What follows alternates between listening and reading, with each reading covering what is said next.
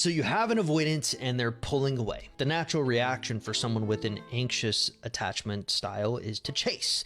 But those with a secure attachment are a little different. They override the anxiety. They don't chase. In fact, secure individuals often thrive when people pull away from them. How? What are they doing that the rest of us aren't? Well, to put it frankly, they've reprogrammed their mind to become immune to these types of situations. And they've done it through 4 steps.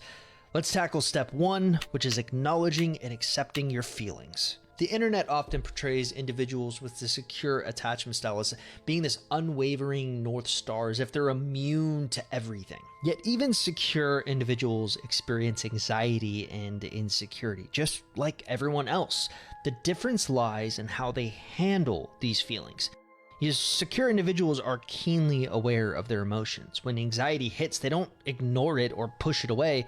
Instead, they acknowledge its presence. They don't judge themselves harshly for feeling anxious. Look at this. This is a Reddit post I found on the subreddit Anxious Attachment. The original poster asks, "Secure people who used to be anxious, how did you do it?"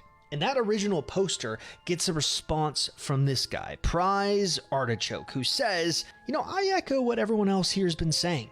Definitely learning and becoming self-aware, doing the work, including therapy, learning to self-soothe, no more protest behaviors, etc. I think a big thing for me has also been to sit in my uncomfortableness and do nothing when I get deactivated and let the feelings pass and then react a day or 2 later.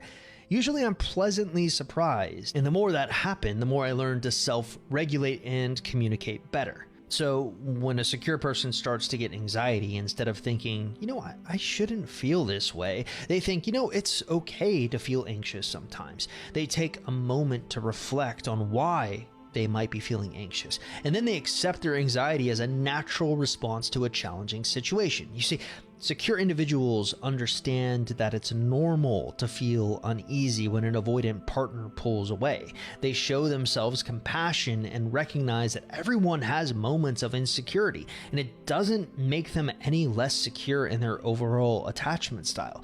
So rather than suppressing or denying their feelings, they allow themselves to feel the anxiety. This acceptance reduces the intensity of the emotion, which of course makes it easier to manage. But things always click for me when I tie a story into it. So let's play a game. Imagine you are a secure person whose avoidant partner starts pulling away from them.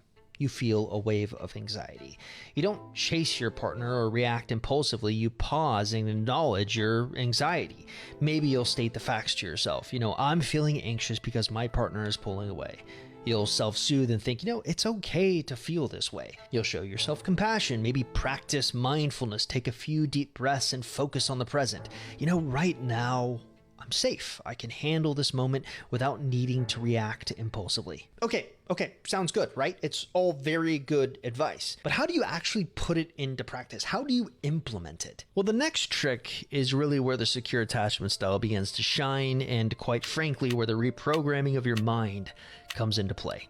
Step 2, the positive feedback loop reward. Many people with insecure attachment styles are caught in a negative feedback loop. Let's take a look at the avoidant who is pulling away. We start first at the beginning with the initial connection. The avoidant individual starts a new relationship. Often they'll experience this initial excitement and interest. Then after that relationship has been going on for some time, the need for space occurs. As the relationship progresses, the avoidant person becomes overwhelmed by intimacy and closeness. This triggers their need for space and autonomy. Next up, we have pulling away. They pull away to regain some sense of their independence. The avoidant partner starts to pull away, becoming distant and less emotionally available. In response, the partner will react. The partner, the one often with the anxious attachment style, responds to this distance with increased anxiety and attempts to reconnect, which can include seeking reassurance, being overly attentive, and demanding more closeness, which in turn creates increased withdrawal. The avoidant individual perceives the partner's attempts to reconnect as pressure and intrusion, leading them to withdrawal even further, which causes a relationship breakdown. The cycle of distancing and pursuing creates tension and conflict, eventually leading to the breakdown of the relationship, and then there's the escape and repeat phase. After the relationship ends, the avoidant individual feels relief from the pressure of intimacy, but eventually starts to feel a little lonely. They enter in a new relationship and repeat the same pattern over and over again. So really, two people in this example are being harmed by the negative feedback loop.